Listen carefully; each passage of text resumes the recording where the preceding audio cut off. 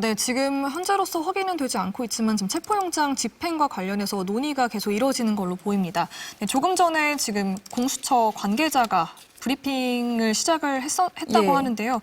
네, 방금 막 들어온 소식으로는 네, 1차 집행 때와 다르게 집행을 적극적으로 막는 경호처 인원은 없었던 상황인 걸로 알려졌습니다.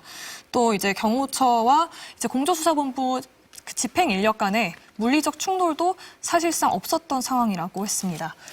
예, 방금 구민지 기자가 이야기한 것처럼요. 공수처에 따르면 경호처에서 적극적으로 막지 않았다. 물리적인 충돌은 없었다. 이런 소식이 전해졌습니다. 다시 한번 전해드리면요. 경호처 직원들이 이 체포영장 집행을 적극적으로 막아서지 않았다고 합니다. 그래서 다행히 정말 다행히도 물리적 충돌 없이 집행이 이뤄진 것으로 지금 보여지고 있습니다.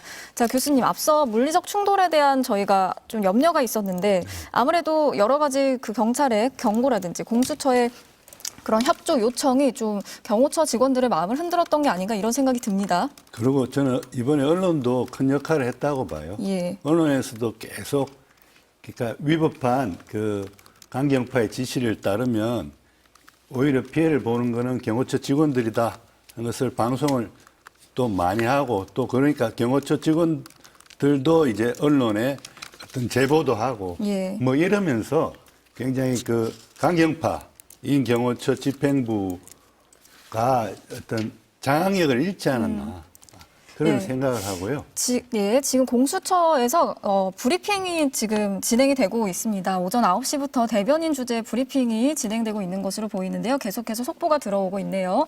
공수처에 따르면 1차 집행 당시와는 상황이 달랐다라고 전해지고 있습니다. 앞서 말씀드린 것처럼 영장 집행 당시 물리적 충돌이 없었고 막아서는 직원들이 없었다고 전해지고 있는데요. 교수님 말씀대로 여러 가지 좀 변화가 있었던 것으로 보여지고 있습니다. 그런데 사실 경호처라는 집단이 군보다도 이 상명하복 문화가 굉장히 강한 집단이라고 알고 있는데 이런 상황이 굉장히 전례가 드문 일 아닙니까? 그렇습니다. 예, 그런데 사실은 위협한 지시를 따르면 본인도 책임을 져야 되거든요. 즉 본인도 아무리 위법한 지시지만 예. 그래서 만약에 정당한 영장 집행을 폭행, 협박 등으로 막았었다면 특수공무집행방해죄를 범하게 되기 때문에 예. 그게 사실은 그 형이 가벼운 범죄가 아니에요. 그게 장기 7년 6개월의 유기징역이라고요. 예. 그게 만약에 실형이 선고되게 되면 연금도 못 받아요. 그렇죠. 네. 자, 지금 공수처에서 계속해서 소식 들어오고 있는데 구민지 기자 좀 정리를 해주시죠.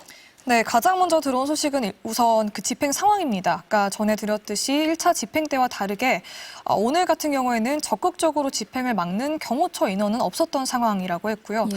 또 물리적 충돌도 사실상 없었다고 했습니다. 네, 우선 흰색 철문. 아까 전해드렸듯이 8시쯤에 흰색 철문이 화면에 잡혔는데요. 그 안으로 지금 공조수사본부 인력이 들어갔죠. 부장검사를 포함해 검사 일부가 관저동 안으로 들어갔다고 하고요. 지금 체포영장 집행과 관련해서 안에 들어가 있는 정진석 비서실장, 대통령 비서실장과 윤갑근 변호사 등과 지금 조율을 하고 있는 걸로 알려져 있습니다. 예, 그런데 지금 조율을 하고 있는 것으로 저희는 알고 있는데 공수처에 따르면 현 시점에서 자진 출석은 고려하지 않고 있다. 영장 집행이 목표다. 이런 속보가 들어왔네요. 네, 아까 전에 자진 출석 논의하는 게 아니냐라는 소식도 잠깐 전해졌었는데요. 다만 공수처가 자진 출석은 없다, 영장 집행이 목표다라고 다시 한번 단호하게 입장을 밝힌 셈입니다. 사실 체포영장이 발부된 첫 번째 체포영장이죠. 첫 번째 체포영장이 발부된 직후에도 공수처 관계자는 체포영장이 발부됐으니 집행이 원칙이다. 우리는 집행을 무조건 할 것이다라는 취지로 강하게 말한 바 있습니다. 예, 교수님, 그러면 체포영장을 쳤을 경우에 자진 출석하는 그런 경우가 있나요? 체포영장이 발부되고 나서요? 예. 이런 집행 과정에서 자진 출석을 하겠다 이렇게 조율을 해서 나오는 경우도 있습니까?